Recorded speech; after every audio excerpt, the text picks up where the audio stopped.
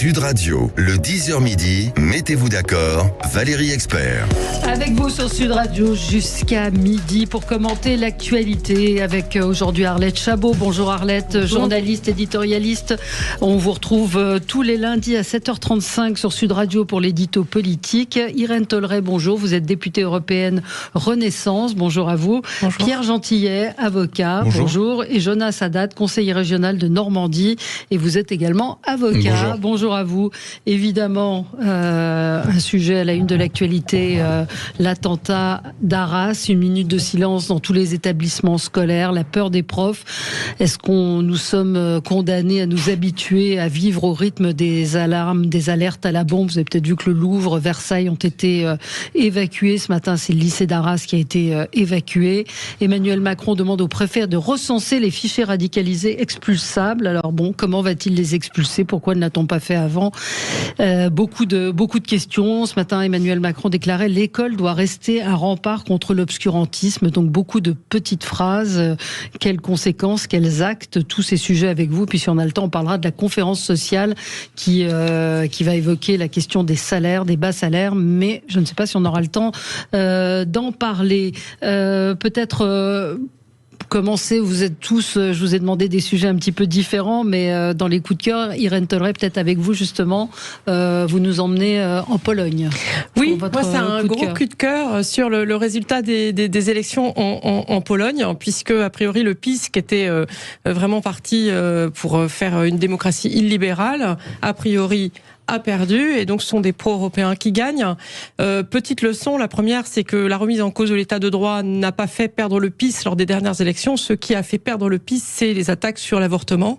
Et on a, depuis l'année dernière, des femmes qui ont beaucoup souffert de ce problème. Donc je trouve que c'est une très bonne nouvelle par rapport aux atteintes et aux attaques qu'on a sur les droits fondamentaux des femmes sur l'avortement ou de maîtriser leur corps. Après, je pense que c'est aussi une très bonne nouvelle par rapport au sujet migratoire, puisque le PiS s'opposait à ce que on règle les sujets migratoires en européen, qu'on fasse jouer les solidarités européennes, et le fait qu'on ait des pro-européens qui arrivent par rapport à ces sujets qui touchent notre quotidien, c'est important qu'on ait une Europe renforcée pour avoir une bonne réponse. Ils vont pouvoir gouverner. Je veux dire, a priori, oui. A priori, oui. Ça va être... donc ce parti conservateur a été mis en échec. Oui, tout à fait. Vous avez suivi, Pierre Gentillet? Alors, c'est-à-dire qu'il a été mis en échec aussi. Alors, effectivement, c'est une coalition un peu hétéroclite, d'ailleurs, parce que, effectivement, vous avez raison, il y a des progressistes, il y a on peut dire des socialistes. Enfin, c'est une coalition qui va du centre droit, on va dire, jusqu'à la gauche. Mais il faut dire aussi que si le PiS a échoué, c'est aussi parce qu'il a dû faire face à une concurrence sur sa droite et un petit parti qui a atteint un peu moins de 10% tout de même, mais qui a fortement critiqué l'action du PiS au pouvoir, lui reprochant justement de ne pas être assez ferme sur les questions migratoires, alors que pourtant, nous, vu de France, on a l'impression que la Pologne, sur les questions migratoires, elle est quand même déjà relativement en pointe. Donc je pense qu'il va y avoir des choses intéressantes à droite qui vont se passer en Pologne. En tout cas, pour l'instant, effectivement, ça c'est quelque chose auquel on ne s'y attendait pas, c'est vrai. Surtout dans ce contexte, surtout dans le contexte migratoire que nous traversons, une victoire en Pologne d'une coalition, comme vous l'avez dit, assez hétéroclite et plutôt progressiste. On va voir ce que ça va donner, mais comme quoi, regardez, quand on disait ces gens-là arrivent aux responsabilités, c'est-à-dire le PiS, la droite, et ils lâcheront jamais le pouvoir, et c'est ça la démocratie libérale. Regardez, finalement, l'alternance est toujours possible. Et puis qui va à l'encontre de ce qui se passe un petit peu partout avec une montée des partis d'extrême droite. Jonas Haddad, commentaire? Pas de réaction particulière, non. Mais je suis allé plusieurs fois en Pologne en voyant quand même que ce pays, malgré tout ce qu'on disait sur un parti qui serait illibéral, avait un beau libéralisme, notamment économique, et donc avec des beaux taux de croissance. Je ne suis pas certain que ce soit les aspirations européennes qui aient fait gagner l'alternative. Je crois plutôt que c'est le fait que le PiS soit allé assez loin dans le conservatisme sociétal qui l'a fait perdre. Voilà. Mais je pense pas, contrairement à ce que vous avez dit, que les gens actuellement, à moins peut-être qu'on ait d'autres remontées, mais je ne pense pas que les gens soient en ce moment en européen, comme vous l'avez dit, en matière de frontières. Je pense que les gens, au contraire, attendent des résultats et voient bien que de délaisser, de dégager tout ça à une politique européenne en matière de souveraineté migratoire, Sauf à ce que vous m'expliquiez que Lampedusa est un succès, je ne pense pas qu'actuellement ce soit la tendance. La campagne qui a été faite en Pologne était une campagne pro-européenne et ceux qui ont gagné, c'est ceux qui ont fait campagne. Elle a peut-être été sur le sujet pro-européen. Non, ils ont clairement dit qu'ils étaient pro-européens. Et puis aussi le sujet des droits des femmes, qui n'est pas un petit sujet, qui est un sujet fondamental. Moi, j'étais en Pologne le 8 mars 2021. Les plannings familiaux, ils étaient vraiment. Il y avait beaucoup de mobilisation. Ah oui. Arlette, Chabot, un mot. C'est intéressant parce qu'effectivement, ça va plutôt à l'opposé des tendances politiques qu'on constate partout en Europe. La Slovaquie, c'était il y a 15 jours. Il y a 15 jours. Donc c'était exactement l'inverse qui s'est produit. C'est aussi plutôt une bonne nouvelle, effectivement, pour l'Europe et surtout pour l'Ukraine. Parce que alors, la compétition électorale pour séduire les agriculteurs en disant on bloque les céréales qui viennent d'Ukraine a été quand même assez étonnante, et le double discours du pouvoir qui était à la fois on est à 250% derrière l'Ukraine. Enfin, franchement, faut pas nous balancer vos céréales parce que ça va compliquer la vie de nos agriculteurs. Il y aura peut-être une clarification de la position d'un gouvernement polonais. Ça veut pas dire qu'il faut pas défendre les intérêts de ces agriculteurs. C'est bien normal, mais l'écart du discours entre effectivement la grande amitié d'un côté et des propos très contestable d'un autre, on peut espérer mieux. Même si Monsieur Tusk n'est pas quand même quelqu'un qui va nous séduire et nous emballer demain matin. Alors après, on va rentrer maintenant dans le conflit israélo-palestinien. Arlette, vous voulez revenir sur l'explosion de la NUPES, peut-être, je pense qu'on n'aura pas vraiment le temps d'en parler, peut-être expliquer que effectivement le Parti communiste a décidé de quitter la NUPES. En tout cas, c'est dépassé, c'est une confirmation, c'est tout simplement parce que Fabien Roussel l'avait déjà dit depuis longtemps, il pense qu'il faut construire autre chose. Alors il est le seul à franchir le pas, ça c'est vrai. Et les socialistes ont préféré quand même courageusement décaler leur réunion du week-end afin de se donner le temps de réfléchir sur ce qu'il faudrait faire ou ne pas faire. On sent bien que personne, au fond, n'a envie de casser la NUPES pour des raisons électorales. C'est vrai que c'est un très bon coup politique. On continue un peu à se déchirer. C'est viable. Pardon ? Est-ce que c'est viable à long terme ? De toute façon, les Européennes seront un test, évidemment, si la NUPES n'a pas éclaté d'ici là, ça va être un test puisque chacun part de son côté. Donc il y aura des clarifications sur les positions. Et puis après, à l'intérieur du parti de la France Insoumise lui-même, c'est ça qui est intéressant, c'est les déchirements. Après, ça va pas très loin parce que Clémentine Autain dit c'est une faute politique qui a été commise. C'est très simple de dire de parler de Hamas comme un parti, un mouvement terroriste. Et puis une fois qu'on a dit ça, rien non plus. François Ruffin, qui était le premier à dire des choses clairement, on n'a pas été à la hauteur, et lui aussi condamnant la position du parti. C'est pareil, il y a des contorsions incroyables après pour dire qu'au fond, oui, mais quand même, on reste ensemble pour le meilleur, et pour l'instant, c'est surtout pour le pire. Commentaire. Ce qu'il faut bien comprendre, c'est que dès le début, la NUPES n'est pas un accord, de convergence idéologique. C'est un accord de sauvetage électoral. C'est bien ça ce qu'il faut voir. C'est-à-dire que faut se remettre dans le contexte. On est aux élections législatives. Depuis 2012, la gauche n'a plus une seule fois été au second tour de l'élection présidentielle. Et le Parti socialiste, qui est en état de mort à ce moment-là, c'est-à-dire que le Parti socialiste avait déjà plus beaucoup de députés, saisit l'opportunité d'une alliance avec la France insoumise vraiment pour sauver ce qui peut sauver. Mais les questions des convergences idéologiques se sont posées après la question de l'accord électoral. Et maintenant, ils se regardent un petit peu, ils se rendent compte que sur le nucléaire, ils sont absolument pas d'accord. Sur les questions de politique internationale, on l'a vu, ils se sont déchirés. Sur les questions économiques, quand on creuse un peu entre les positions du Parti socialiste et les positions du Parti communiste, je pense qu'il y a quand même deux mondes. Donc c'était un petit peu écrit à l'avance que cet accord ne pouvait pas durer. Pour autant, on va voir après les élections européennes, parce qu'il y aura un arbitrage qui se fera. Ces élections européennes, ce sont un peu les midterms finalement de ce quinquennat. C'est les seules élections nationales. Je pense que la gauche est dans une position électorale tellement compliquée aujourd'hui, qu'il n'est pas dit qu'à l'approche des présidentielles, on remette cet accord sur la table, parce que même s'il n'y a pas de convergence idéologique de fond, pour se sauver, ils sont obligés malgré tout de se coaliser pour essayer de dépasser la fameuse barre des 20%, au moins au premier tour. Hein. Et je pense que Mélenchon reste encore le poids lourd. Hein. Je peux dire petite objection à votre honneur, c'est-à-dire que dans l'accord, il y avait la liste des accords, des points d'accord, et ils avaient également listé à côté les points de désaccord, notamment les positions sur l'Europe. Vous citiez le nucléaire, tout ça était effectivement... Non, mais je veux dire, il y avait effectivement l'alliance sauf qui peut électorale, mais il y avait quand même aussi, sur le fond, des travaux. D'ailleurs, ça a failli empêcher cet accord. Il y avait des divergences qui ont été actées. Mais là, c'est pas juste une faute politique, c'est aussi une faute morale. Et sur des positions de principe, c'est pas juste l'indexation des salaires sur les prix. Pourquoi c'est pas une divergence comme celle-là. Qu'est-ce que c'est la faute morale pour vous ? Ne pas avoir dit terroriste, je trouve c'est ça qui est une faute politique et morale. On va marquer une pause et on se retrouve dans un instant et vous pourrez réagir à nouveau et puis évidemment on va revenir sur ce qui s'est passé à Arras. À tout de suite. 10h midi, mettez-vous d'accord, Valérie Expert.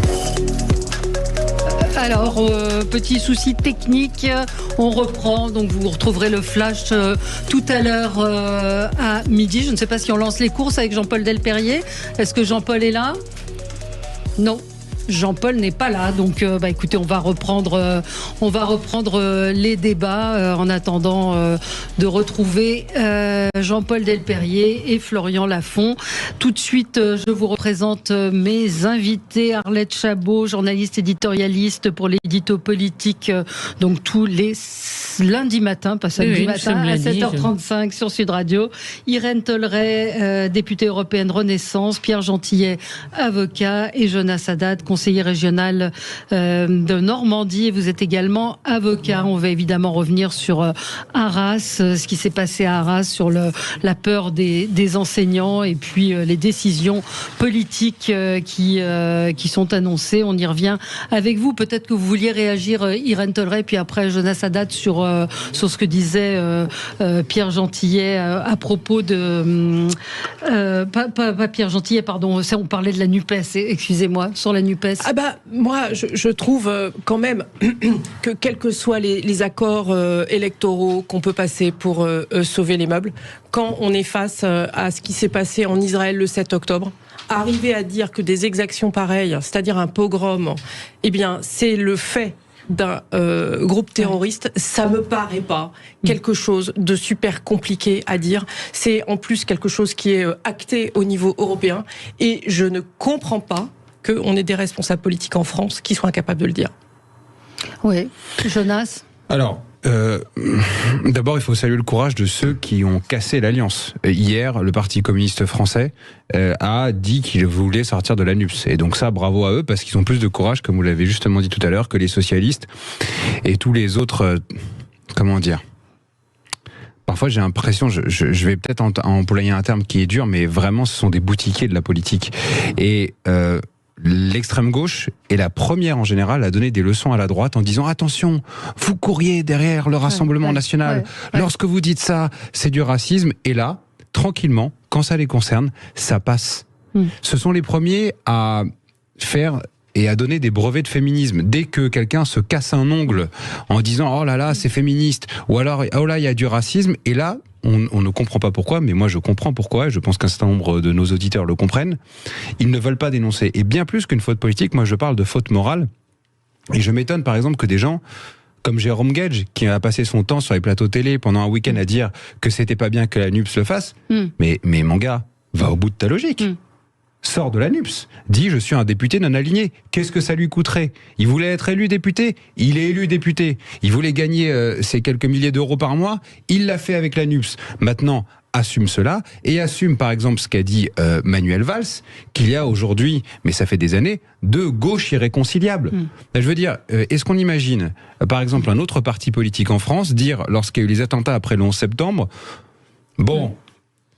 L'Afghanistan, faut faire attention quand même. Il faut pas taper les talibans, mais si vous voulez, pour eux, considérer que le Hamas n'est pas forcément terroriste et faire un amalgame entre le Hamas et les Palestiniens, et ils le font. Donc, je pense que là où on est arrivé à des positions qui sont incroyables, c'est que la France insoumise est alignée sur l'Iran. D'accord, en termes de prise de position politique, et les autres organisations terroristes du monde. Et nous, on est là tranquillement à tortiller. Alors je dis aux gens qui sont dans la NUPES, je dis à Jérôme Guedj et je dis au Parti socialiste, assumez votre responsabilité devant l'histoire et quittez l'ANUPS. Ouais. Oui, c'est ce matin, François-Xavier Bellamy, qui était l'invité de Jean-Jacques Bourdin, disait: des élus de l'extrême gauche publient des messages disant que la France est complice des morts dans la bande de Gaza. Ils fixent une cible dans le dos des Français. Ils se rendent complices d'une incitation au terrorisme. Je peux rajouter juste une chose. Carlos Martins Bilongo, ce matin, vous savez, celui qui avait fait tout un scandale parce qu'il y aurait eu un amalgame sur le fait qu'il était noir. Vous savez ce qu'il a posté ce matin comme message? Il a mis élu de la NUPS, parlez de ce qui se passe en Palestine, parce que si vous ne le faites pas, vous taisez à cause de l'argent. C'est-à-dire? Justement, il faudrait lui demander pourquoi il dit que les gens se taisent à cause de l'argent lorsqu'on parle du conflit israélo-palestinien. C'est très... Vous voyez, si quelqu'un d'extrême droite avait dit ça, je peux vous assurer que ça aurait fait un scandale. Et là, ce matin, Carlos Martins Bilongo dit que les gens se taisent parce qu'ils ont peur de l'argent. Mais qu'ils disent de l'argent de qui? Sous-entendu des Juifs. C'est ça. Il faut lui poser la question, parce que si vous voulez, eux, c'est les premiers à donner des brevets d'antiracisme, d'antisémitisme. Mais qui, en fait, moi je pense qu'à un moment, il faut que les masques tombent dans cette affaire et que les gens disent les choses. La France insoumise, vous savez, et ce qui est terrible encore, et je terminerai par là, parce que je suis désolé de monopoliser la parole, mais quand il y avait la Seconde Guerre mondiale, il y avait des collabos, mais les collabos, ils n'étaient pas au courant de tout ce qui se passait. Vous voyez, dans les camps de concentration, on savait pas. Les gens disaient: ah, mais finalement, je savais pas. Peut-être que notre information. Aujourd'hui, il y a des réseaux sociaux, il y a des médias. On sait parfaitement ce qui se passe et ce qui s'est passé en Israël. Et pourtant, il y a des gens qui se comportent aujourd'hui comme des collabos pour quelques voix. Mais quelle honte! Mais vous avez vu que tout était remis en question aussi, qu'il n'y avait pas eu, de bébés égorgés, qu'il n'y avait pas eu que tout est remis en question à chaque fois. Comme le 11 septembre, mais est-ce qu'on aurait remis en question le Bataclan? Moi, je veux dire, là, on est arrivé au bout de l'abject, où j'ai des gens qui sont obligés aujourd'hui de nous envoyer des messages, nous dire: mais mais regardez, il y a actuellement. Le ministère de l'Intérieur israélien est obligé de publier des vidéos. C'est horrible, mais il y a 10 députés. Pour montrer que. Il y a 10 députés qui sont actuellement, il faut les saluer leur courage, 10 députés français qui sont partis en Israël pour témoigner eux-mêmes de ce qui est en train de se passer. Donc voilà les courageux et voilà les complices. Oui, une réaction? Oui, je trouve quand même que si on avait tous les responsables politiques français, y compris à l'intérieur de la NUPES, qui dénonçaient ce qui s'est passé, ça permettrait, à mon avis, de ne pas autant importer ces problèmes-là chez nous. Aujourd'hui, on a une multiplication des actes antisémites sur le territoire européen qui est complètement fou. On a eu des maisons à Berlin qui ont été... sur lesquelles on a affiché des croix gammées. Voilà. On a eu en Angleterre, à Londres, une personne qui a dû être protégée... parce qu'elle avait un drapeau israélien. Voilà. Donc je crois que c'est vraiment extrêmement important. Les élus de la République, on défend l'état de droit. Sinon, je comprends pas trop bien. Sinon, on peut être d'autres types d'élus que des élus nationaux. Et donc, je ne comprends pas qu'on n'arrive pas à avoir une parole claire sur ce sujet-là. Et je salue encore une fois le courage du Parti communiste, qui est fidèle à son histoire, soit dit en passant. Jonas Haddad, je vais vous passer la parole aussi, parce que c'est dans la continuité de ce qu'on était en train d'évoquer, et de ceux qui n'expriment pas, qui n'ont pas condamné. Alors on ne peut pas effectivement faire injonction à tout le monde d'avoir une réaction, néanmoins certains ne l'ont pas fait. Ouais, mon coup de gueule... et on fait d'autres tweets. Ouais, mon coup de gueule, il concerne donc Karim Benzema. Moi, je suis un fan de foot et je pensais effectivement comme vous qu'il n'y avait pas d'injonction à ce que les gens se prononcent. Si les gens n'ont pas envie de se prononcer, qu'ils se prononcent pas. Si les gens sont lâches, qu'ils restent lâches. Il y a un certain nombre de célébrités qui n'ont rien dit, alors que pourtant c'était les premiers à s'émouvoir, des petits anges comme les uns les autres, dès qu'il y a effectivement, et ils ont raison de le faire, dès qu'il y a un peu de racisme, tout le monde s'exprime et sort, etc. Et là, alors qu'on avait une abomination, personne ne s'exprimait. J'avais envie de dire, que personne ne s'exprimait là.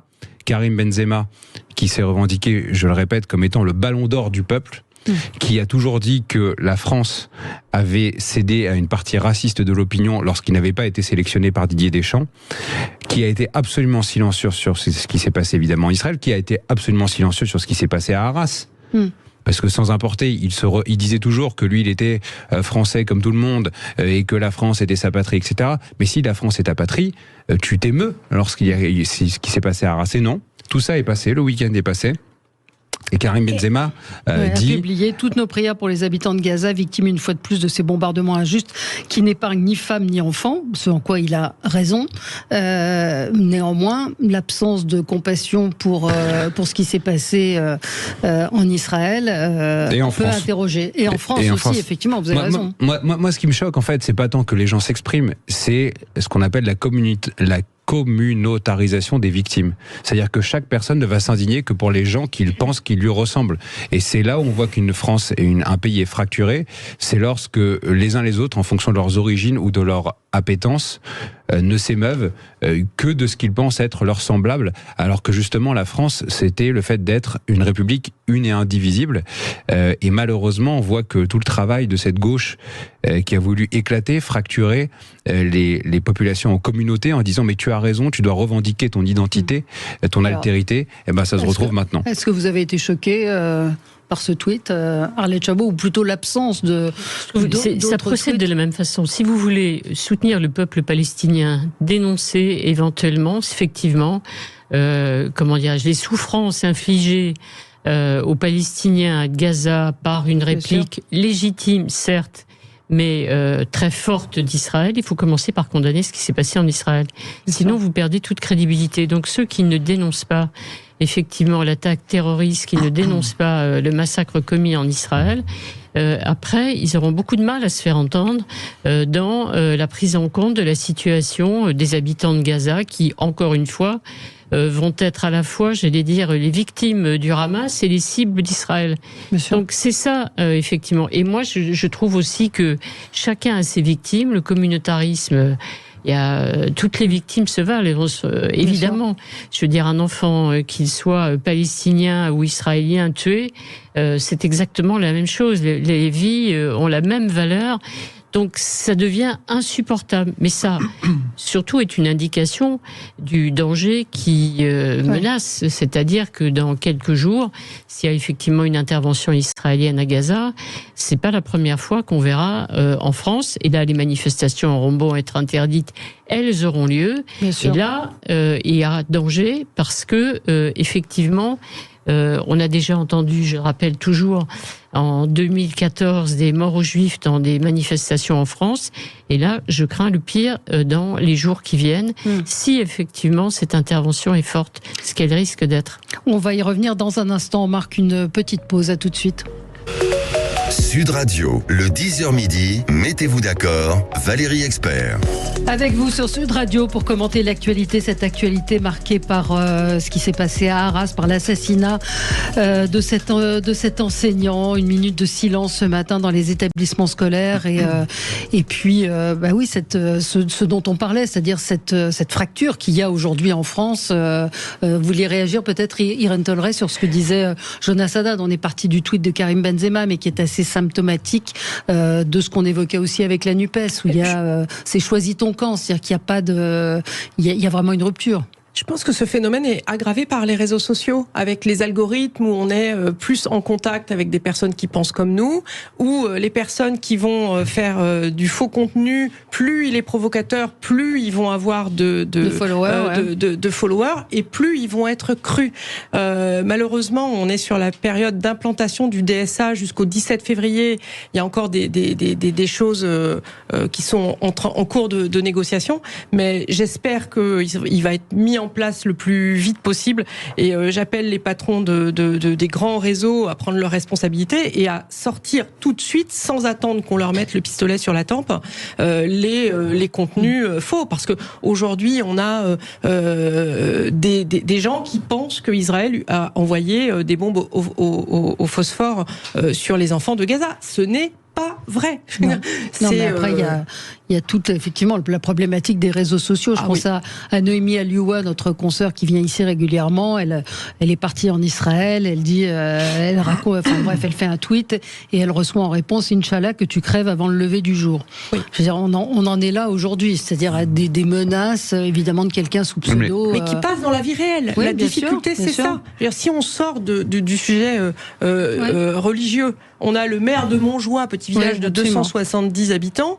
qui s'est retrouvé sous protection policière parce que Papacito avait décidé de se le payer. Première vidéo, 500 000 vues. Deuxième vidéo, 1 million de vues. Il y a des jeunes qui sont venus qui l'ont menacé. Jusqu'à preuve du contraire, il un maire au nom de l'extrême droite ou de toute idéologie nationaliste. Je comprends ce que vous dites, mais ensuite, il y a quand même un deux poids, deux mesures qui est flagrant. C'est-à-dire aujourd'hui, on voit bien quelle est la menace. Et c'est là d'ailleurs où la gauche est complètement aphone sur ces sujets-là. C'est-à-dire qu'elle n'a pas de mots assez durs pour condamner les attaques de la droite, de l'extrême droite, soi-disant anti-républicaine. En revanche, sur les questions d'islamisme, sur les questions de terrorisme, elle est parfois d'une certaine ambiguïté. Je pense qu'on peut pas mettre sur le même plan. C'est pas ambigu. La menace. C'est pas ambigu, Pierre. Dans le sens au contraire, je pense que c'est très clair. Mais on ne peut pas mettre clairement aujourd'hui sur le même plan, je pense, la menace d'extrême droite. Je pense qu'il n'y a aucune menace d'extrême droite en France du niveau des menaces qu'on vit aujourd'hui, qu'on a vécu à Arras ou qu'on a vécu encore avant. Je pense vraiment que là-dessus, il faut qu'une partie de la gauche et de manière générale le spectre politique comprenne qui est l'ennemi. Clairement, qui est l'ennemi aujourd'hui en France? Qui nous menace? Qui nous a déclaré la guerre? Il serait temps peut-être d'ouvrir les yeux à un moment. Donc voilà. Maintenant, ensuite, un dernier mot quand même. Et je pense qu'il faut être complet aussi sur ce qu'on disait sur ce qui se passe à Gaza, parce que malheureusement, on comprend qu'on est au début de quelque chose. On est au début d'une intervention, potentiellement une intervention militaire. Je suis d'accord avec ce que vous avez dit sur Karim Benzema, c'est-à-dire que finalement, il n'a pas de mots pour parler des massacres ignobles qui ont été commis sur des femmes, sur des enfants, en fait sur des civils. C'est comme ça la différence majeure entre, faut le dire quand même, entre le Hamas et l'armée israélienne. C'est-à-dire que l'armée israélienne, elle dit s'en prendre au Hamas, le Hamas s'en prend à tous les juifs d'Israël et aux civils. Mais pour autant, je pense qu'il faut aussi être juste, c'est-à-dire qu'on parle beaucoup des morts israéliens, des massacres qui ont été commis par le Hamas, et encore une fois, je le dis avec raison, mais attention, gardons-nous de donner un blanc-seing total à l'armée israélienne. Aujourd'hui, au moment où nous parlons, il y a eu plus de 2200 morts dans la bande de Gaza, des civils. Si c'était le Hamas, je n'aurais pas un mot pour eux. Mais on parle de civils, dont 700 enfants. 700 enfants quand même. Donc attention aux... Et là-dessus, la diplomatie française, je loue la diplomatie française et le Quai d'Orsay, qui a eu des mots assez justes, assez prudents, en disant, très bien, d'accord, droit tout à fait d'Israël de préserver sa sûreté, à l'État de se maintenir, tout à fait. Mais attention, les civils, il ne faut pas confondre les civils de Gaza. Il y a 2 millions, 2 millions d'habitants dans cette bande, et le Hamas. D'accord, ils ne soutiennent pas tous le Hamas. Non. Donc on n'a pas à tous les bombarder, à tous les tuer quand même. Il faut quand même rappeler des choses évidentes. Avec un déplacement de population qui se fait pas aussi facilement. Quand on dit les gens, ils ont qu'à se déplacer, ils ont qu'à bouger. Non mais attendez, vous vous rendez compte? Donc je pense qu'il faut être mesuré, là-dessus, et encore une fois, je le dis pas souvent, mais pour le coup, la position du Quai d'Orsay me paraît assez sage. Juste un mot, Karim Benzema a de l'influence, c'est ça le problème. Bien sûr. Donc je le rappelle pour ceux qui auraient oublié, mais un mot de Karim Benzema, c'est important, c'est-à-dire c'est une idole d'ailleurs pour tous les Français, quelle que soit leur origine et leur confession. Donc ça pèse demain. Et encore une fois, c'est vrai, je reprends ce qu'on disait tout à l'heure, il n'était pas obligé de réagir. Voilà, donc on lui demandait pas de réagir. Ouais. Donc s'il le fait, c'est un engagement. C'est un engagement. Ouais. Deuxièmement, ce qui est surprenant, et alors je reprends, j'ai entendu l'ancien Premier ministre Édouard Philippe se poser la même question que moi aussi je me pose, qu'est-ce qui est arrivé à Jean-Luc Mélenchon et à certains à gauche? Parce que lorsqu'il y a eu des attentats en France, il y avait une unanimité. On se souvient d'un Jean-Luc Mélenchon tout à fait responsable qui disait qu'il fallait pas à chaque fois, en disant c'est l'unité nationale, priorité, lutte contre le terrorisme, et se refusant à attaquer un gouvernement dans la gestion des attentats et des suites des attentats.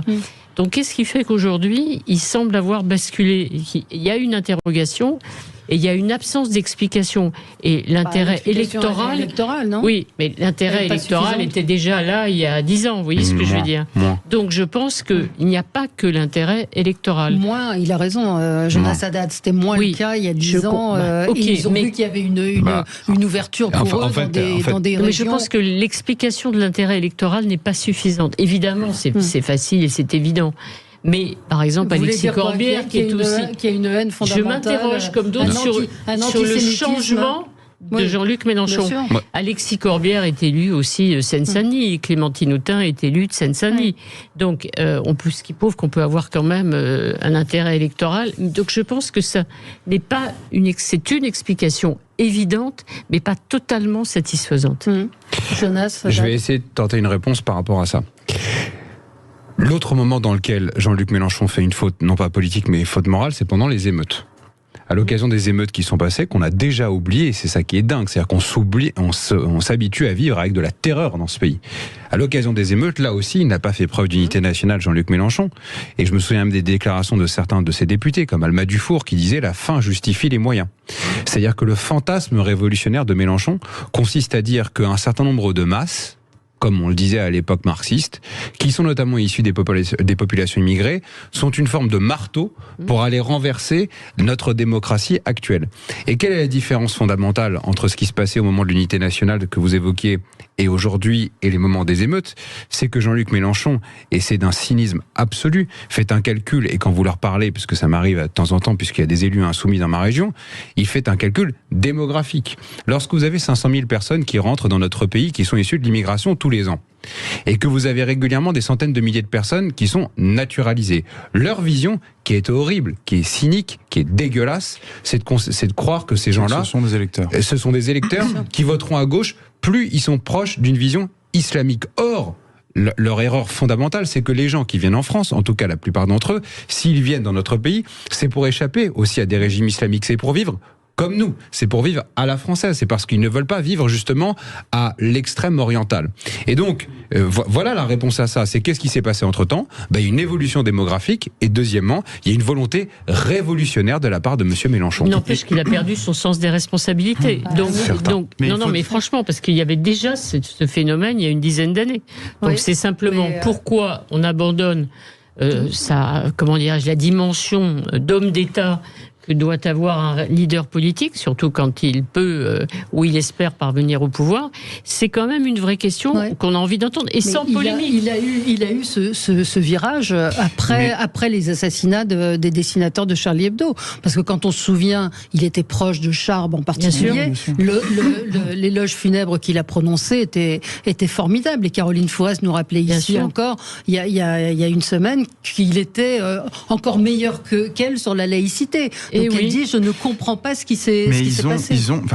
La gauche, en tout cas cette gauche-là, a acté un changement. Mais alors, je suis désolé de le dire, mais sur le plan électoral, ça a fourni des résultats. Je ne fais pas un jugement de valeur, mais quand Jean-Luc Mélenchon fait, je crois, le quasi grand chelem, en fait, quand la gauche, la NUPES, fait le quasi grand chelem de Saint-Denis, quand Jean-Luc Mélenchon fait 52% à Roubaix, au premier tour, puisqu'il n'a pas dépassé le premier tour, ça veut dire aussi, alors en parallèle il baisse dans la France rurale, mais ça veut dire aussi qu'il y a un changement stratégique qui a été acté, et ce changement stratégique qui se base sur les considérations qu'a fait Jonas juste avant, effectivement, sur cette évolution démographique qui est évidente. Il y a 500 000 personnes qui rentrent chaque année, ce pays est une vraie passoire.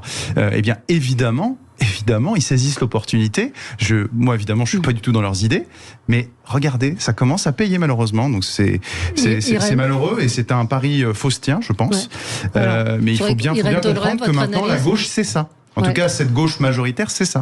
Je suis pas sûre que ça soit un pari qui soit autant gagnant. Les élections législatives, en enlevant de 2022, en enlevant la concurrence entre eux, a permis d'avoir plus de députés, puisque c'était la concurrence intra-gauche qui empêchait. Aux européennes, manifestement, les sondages qu'on a, ça donne vraiment pas... C'est pas la même sociologie, vous le savez. C'est pas le même pourcentage. Ce que je veux dire par là, c'est que je ne suis pas du tout sûre qu'aujourd'hui, avec tout le vécu qu'on a depuis 2022, eh bien, ils auraient des très bons résultats. Je suis pas du tout sûre. On va marquer une pause et on se retrouve dans un instant et on va revenir sur Arras et en particulier sur cette famille qui pose beaucoup de questions, la famille du meurtrier. À tout de suite. Sud Radio, le 10h midi, mettez-vous d'accord, Valérie Expert.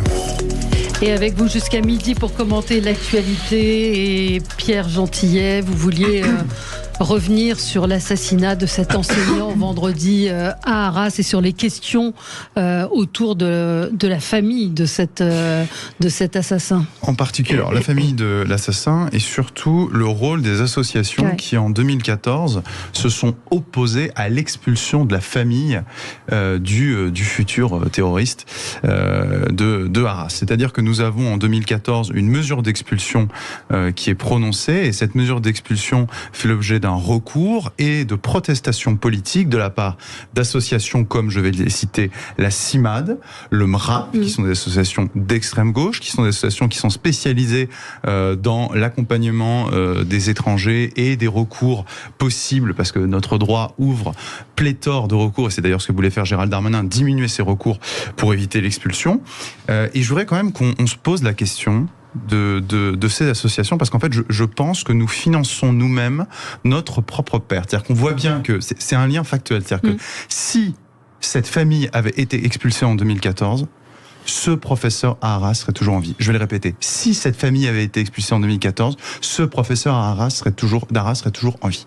D'accord ? Donc le lien entre immigration et terrorisme, on peut faire toutes les contorsions qu'on veut. Là, sur ce cas précis, il est direct. Or, ces associations, nous les finançons indirectement par des subventions d'État. Tout ça est public. Et deuxièmement, et ça c'est moins connu, ces associations-là bénéficient d'avantages fiscaux pour les dons qui leur sont consentis. Moi, c'est un peu ma spécialité en tant qu'avocat, c'est-à-dire qu'il y a des associations qui peuvent avoir le bénéfice d'émettre des reçus fiscaux qui permettent une réduction de 60-66% du don qui est consenti. Ces mécanismes fiscaux qui sont accordés par Bercy, d'accord ? C'est-à-dire par actuellement le ministère, fait que nous finançons nous-mêmes notre propre perte. Donc, poser la question de la responsabilité des associations, et deuxièmement, des outils qu'on met à disposition des associations, outils juridiques, et de cette famille, puisque c'est toujours, très souvent, sous le prétexte des articles 6 et 8 de la Convention européenne des droits de l'homme, qu'on arrive à suspendre et à annuler des décisions d'expulsion. Et je termine par là, Gérald Darmanin, petite nouveauté, pour l'expulsion de Tchétchènes qu'il a annoncé, a dit qu'il faisait fi des condamnations nationales. Ça, c'est une grande nouveauté. C'est-à-dire qu'avant, on disait, oh là là, vous vous mettez en dehors de l'état de droit. Là, Gérald Darmanin annonce lui-même qu'il se met hors de l'état de droit, effectivement, parce qu'à un moment, entre le droit, l'état de droit, les superstructures internationales, qui sont des grands principes, parfois un peu déconnectés et utilisés de manière politique par les juges, et la réalité du terrorisme aujourd'hui, je pense qu'il va falloir ouvrir les yeux. Nous devons changer radicalement de braquet. Beaucoup de questions, effectivement, sur ce qui s'est passé. Irène Tolleray, cette famille qui n'a pas été expulsée, les associations se sont mobilisées. Et Alors, ce qui est sûr, c'est qu'une question qu'on peut se poser, pourquoi est-ce qu'en 2008, la France a décidé d'accueillir les Tchétchènes ? Une question quand même, et sachant que si on les expulsait vers la Russie, qui est pas un pays en 2008, désolé, c'est pas un pays sur lequel il y avait c'est pas un pays qui était considéré comme dangereux, donc par rapport aux expulsions. Et donc effectivement, le fait on ne pouvait expulser une famille avec des enfants mineurs si le père si la famille en totalité était expulsée, ça n'a pas été le cas, et du coup le droit s'applique et le gamin est resté en France. Après, j'ai cru comprendre qu'il a été radicalisé en France par des échanges avec un Français qui s'est radicalisé en prison et qui a l'air d'être assez... qui a été changé 11 fois de prison en 11 ans. Et donc je crois que ce qui est important, c'est qu'effectivement la loi sur l'immigration qui va arriver donne des outils plus forts à l'État pour pouvoir régler ce problème des expulsions, des fichés S ou radicalisés quand il y a besoin. Oui. Après, refaire l'histoire 11 ans ou 20 ans après, c'est toujours compliqué aussi. Mais si on de faire l'histoire maintenant pour éviter que dans quelques années on se retrouve face au même cas de figure. Jonas Haddad, effectivement, quand on prend les choses à froid, on se dit qu'est-ce que cette famille faisait sur le territoire, que j'entendais sur une autre antenne, la question effectivement de la famille qui a été déplacée de différents départements, logée. Donc on paye, vous dites c'est notre argent, ils ont été logés dans des HLM. Jonas. Bon, d'abord, moi j'attends toujours effectivement les excuses des associations que vous avez citées, la CIMAD, le NPA, le Front de Gauche, le MRAP, qui n'ont pas eu un mot pour ce professeur, dont ils sont les responsables du décès. De la même façon, et ce que j'ai peur, c'est qu'un jour, on va oublier les prénoms et les noms de tous ces gens-là, parce qu'il y en a tellement. Vous savez, il y a un an, on parlait de la petite Lola. La petite Lola dont Dabia n'avait pas été expulsée. Et on nous a dit, mais vous allez voir, il y aura un avant et un après Lola. Vous vous souvenez de ce qu'avait dit le gouvernement ? Les OQTF seront exécutés. Ouais. Elles sont les OQTF exécutées. Il y aura un avant, un après Samuel Paty.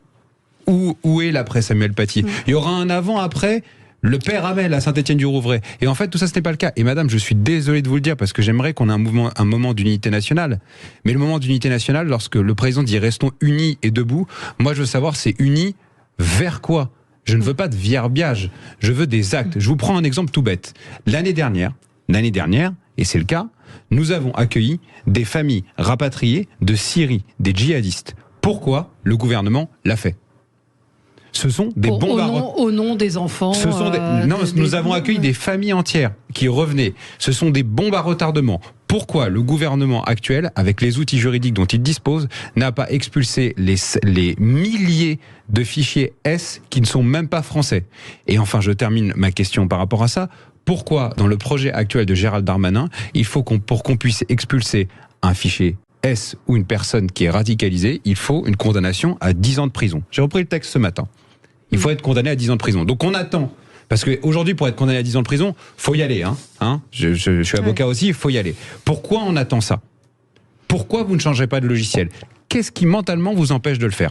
C'est en train de changer, non? C'est en train de changer. Après, je pense que c'est le rôle du Parlement de justement s'approprier ce texte et l'améliorer à la lumière des événements que nous venons de vivre. Juste, je voudrais revenir. Mais c'est pas nouveau, c'est ce que dit Jonas Haddad, c'est que ça fait des années qu'il y a des alertes, ça fait des années qu'on sait qu'il y a des fichiers S très dangereux. Par exemple, la famille de cet homme, le père a été expulsé pour cause de radicalisation. Le frère est en prison. Donc concernant l'Algérie, juste pour ça, il y a juste 1% des OQTF qui sont exécutés à l'Algérie. Une dernière question, pourquoi l'année dernière, Gérald Darmanin et le gouvernement et Madame Borne, Première ministre, sont allés dire en Algérie, nous octroyons des laissez-passer complémentaires. Donc c'est-à-dire que vous faites une loi pour des gens, et vous dites que le Parlement fera son travail. Et d'un autre côté, le gouvernement vient défoncer cette loi en Algérie. Pourquoi? Quelles sont les raisons?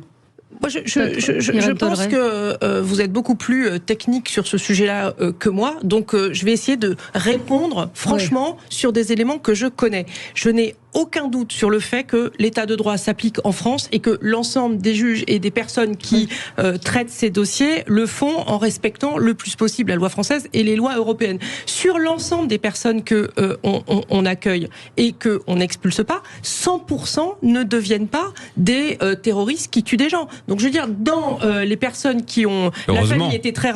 encore heureux, mais ce que je veux dire, c'est que il y a eu un recours fait par des associations qui effectivement peuvent s'interroger sur les recours dans le cas de familles très radicalisées et comment est-ce que on gère des enfants séparés de leur famille dans le cas de forte radicalisation. Cependant, dans le cas très précis d'Arras, on sait qu'il a été radicalisé récemment, il était surveillé, et donc le sujet n'est pas l'expulsion, n'est pas que l'expulsion de sa famille. Dabia B n'était pas radicalisée elle n'était pas radicalisée du tout lorsqu'elle a tué Lola. Je parlais de Arras. Oui, mais si on parle pas de façon systémique de ça, et si on prend chacun des cas pour essayer d'excuser, moi ce que je vous dis, je ne veux pas excuser c'est que là il faut changer de logiciel. Mais pour changer de logiciel, qui est sur la table. Oui, mais ne démontez pas, ne détricotez pas. Pourquoi est-ce qu'on accueille des Tchétchènes? Pourquoi on les renvoie pas en Russie? Pourquoi la Russie, qui est un pays pas dangereux, ça pose des problèmes pour renvoyer? Là, actuellement, c'est compliqué parce qu'on est en contentieux avec la Russie. Mais sur le papier, à l'époque, Arlette Chabot sur le sujet. Il y a des problèmes totalement différents. Il y a effectivement le droit d'asile. Alors, on respecte le droit d'asile. Personne ne met en cause le droit d'asile en France. Droite et gauche, tout le monde est d'accord pour l'accorder. Le problème, c'est à qui l'accorde-t-on? Si on fait venir des Tchétchènes, comme sont arrivés cette famille, qui quittait la Tchétchénie, forcément, c'est des islamistes, par définition, puisqu'ils étaient pourchassés. Bien sûr. Deuxièmement, il y a eu par exemple, si vous prenez l'Algérie sur le long terme, il y a des gens qui fuyaient le fils et les islamistes en Algérie qui ont été accueillis en France quand le fils était au pouvoir. Une fois que le fils a été chassé du pouvoir, ce sont des islamistes qui ont été aussi accueillis en France. Si bien que dans certains quartiers, il y avait deux sortes d'Algériens qui se regardaient, et qui se regardent encore sûrement aujourd'hui, même la génération suivante, de façon bizarre, parce que les uns avaient été victimes des autres. Donc c'est quand même assez compliqué. Donc sur ce droit d'asile, outre le fait qu'il est dévoyé évidemment, il faut quand même s'interroger sur les personnes auxquels on accorde ce droit d'asile, évidemment.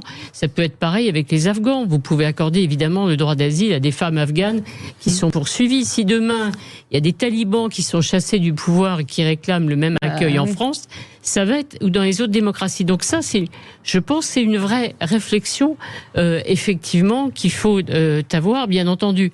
Après, de toute façon, organisations, associations humanitaires, ONG, de toute façon, il y avait cette histoire d'impossibilité absolue d'expulser quelqu'un qui est entré en France avant l'âge de 13 ans.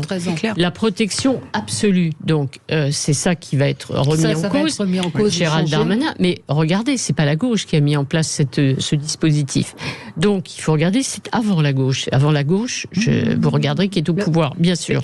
Donc tout ça, le problème, je crois, c'est que au fond, on a des législations, on en change souvent sur l'immigration. Ça, on est spécialistes et champions de la loi immigration. Après, le problème, c'est qu'il faut effectivement vraiment les adapter au temps et les adapter aux situations. Évidemment, il faut les adapter aux situations. Si vous quittez le régime de Bachar el-Assad qui poursuit effectivement des islamistes d'un côté tout en les protégeant ou des démocrates, c'est pareil. Vous avez des gens extrêmement différents qui se retrouvent sur un sol européen. Donc c'est quand même très difficile. Donc je pense qu'il faut se dire qui on accueille, quelles sont les causes qui méritent effectivement qu'on accueille un étranger en France et qu'on assouplisse les règles pour les renvoyer chez eux. Vous l'avez dit, ils attaquent la France. Il est arrivé, il avait moins de 13 ans, on peut considérer, il avait 11 ans, qu'il est français. Normalement, il est intégré. Il est... Enfin, oui, vous dites... C'était l'explication des associations. Pardon, il y avait 5 ans. Quand on arrive en France, qu'on pose de pieds en France, c'est pas par magie qu'on devient français. Non, mais je connais des gens qui sont arrivés en France à l'âge de 11 ans et qui aujourd'hui sont parfaitement français. Est-ce que vous avez vu le pédigré de la famille? Oui, non, mais c'est-à-dire que le pédigré de la famille, en gros, en résumé, vous avez un papa qui tape sur la tête de sa femme tous les jours et qui oblige ses enfants à prier et à regarder des vidéos morbides d'exécution et à faire des combats de MMA. Et un frère en prison. Et donc c'est pour attentat qui a été déjoué. Et donc c'est nous qui devons accueillir et payer pour ça. Ce que je disais ce matin d'un essayiste marocain, et je demande vraiment à ce que les auditeurs retiennent cette phrase. Et il a raison de le dire. C'est vrai qu'aujourd'hui, la France ne peut pas régler le problème au Proche-Orient, mais la France peut éviter que nous devenions un Proche-Orient.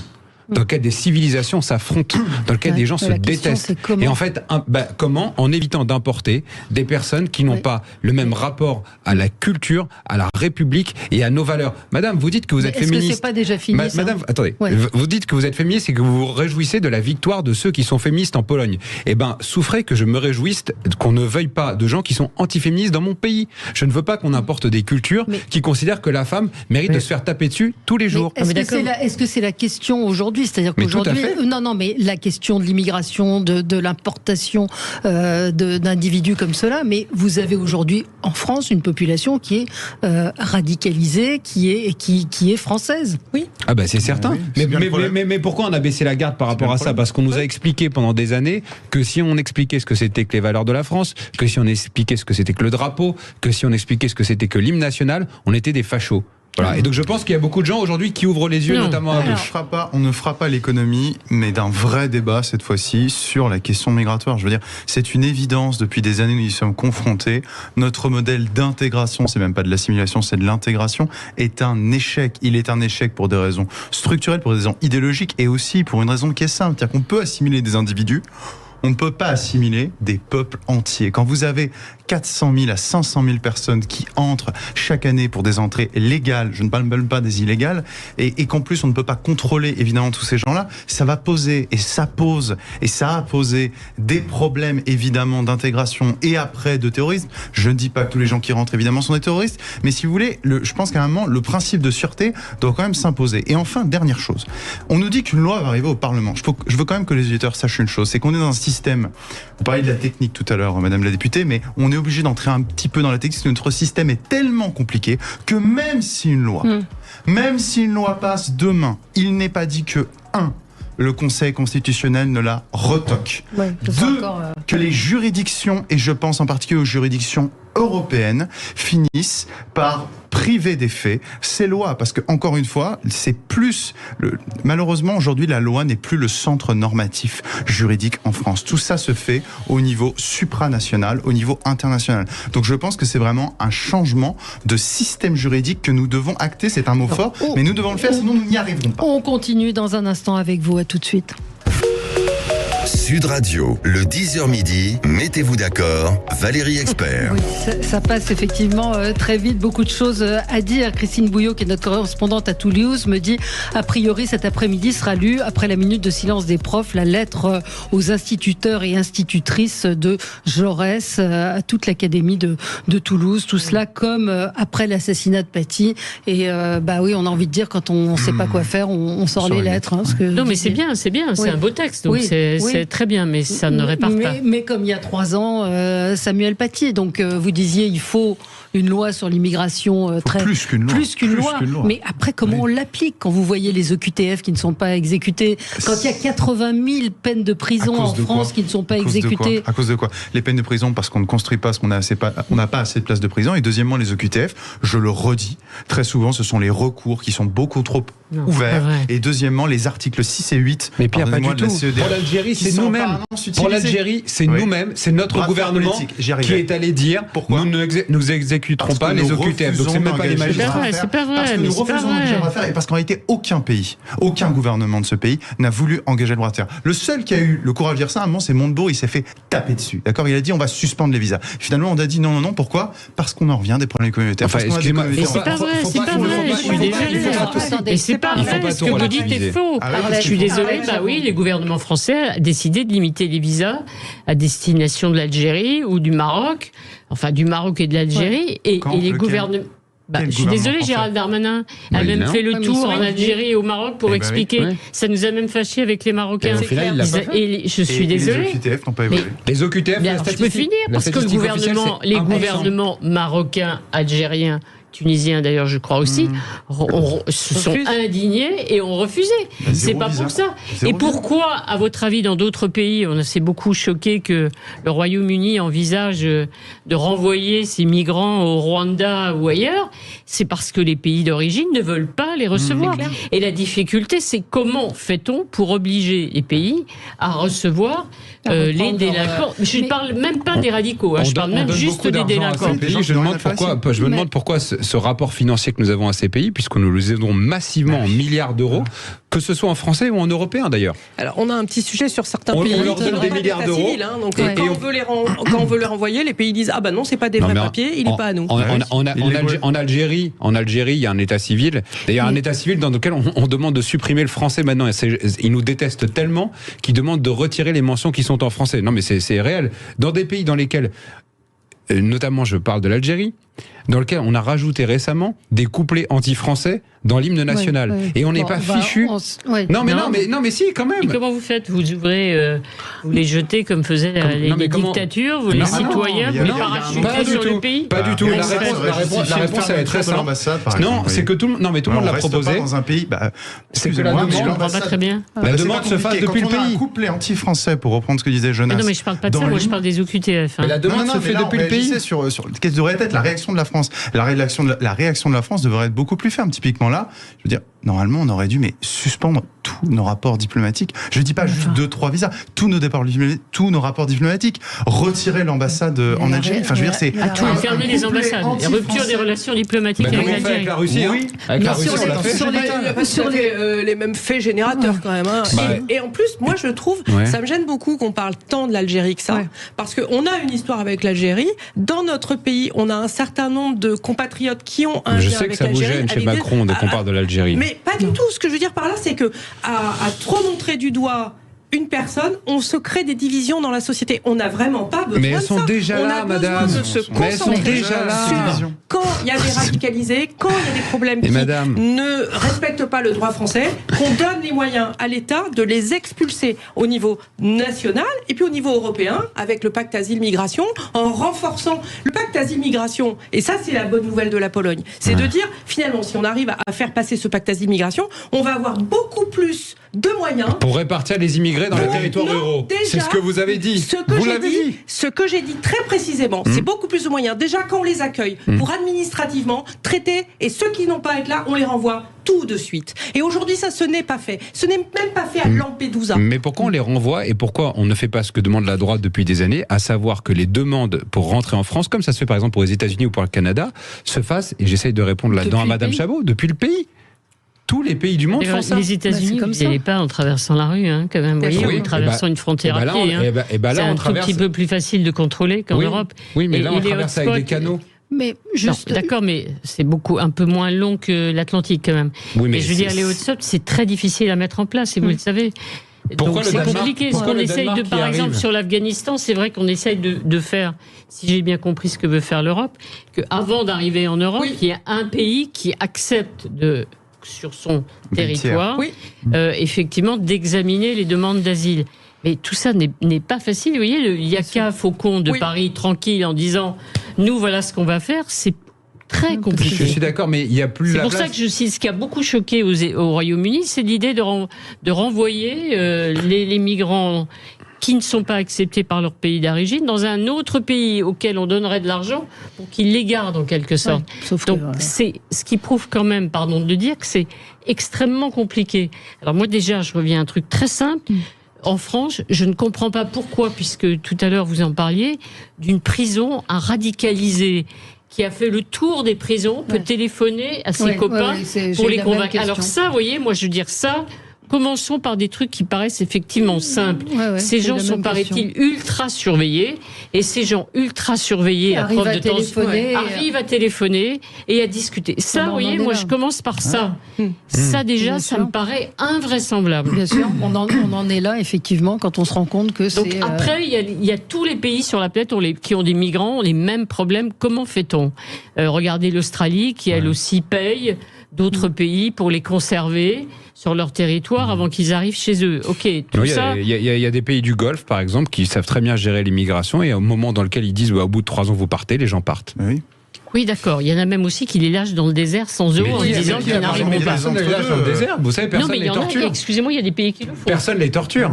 Les Indiens ou les Pakistanais qui vont aller travailler dans les pays du Golfe savent très bien que si au bout de 3 ans ils ne repartent pas, eh bien ils n'ont plus accès aux droits sociaux. Par exemple, nous, nos droits sociaux qui sont continués à être donnés à des immigrés qui sont clandestins, ce n'est pas normal. Est-ce que vous trouvez normal qu'aujourd'hui, quelqu'un qui est sans papier en France, il bénéficie de l'AME à 100%, lorsqu'un Français ne bénéficie que de 75%?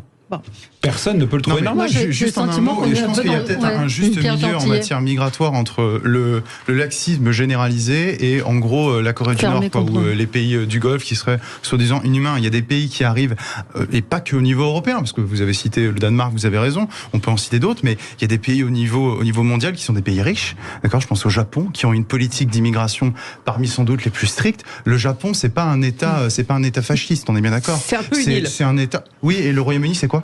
Alors, honnêtement, donc, le Japon, pour y aller en bateau, le fait d'être une île ne change rien au problème. On a des îles aussi qui sont débordées. Il suffit d'aller à Londres pour le voir. Je veux dire, l'immigration a clairement impacté ce pays. Donc, je pense qu'encore une fois, si on dit, comme vous le dites, c'est complexe.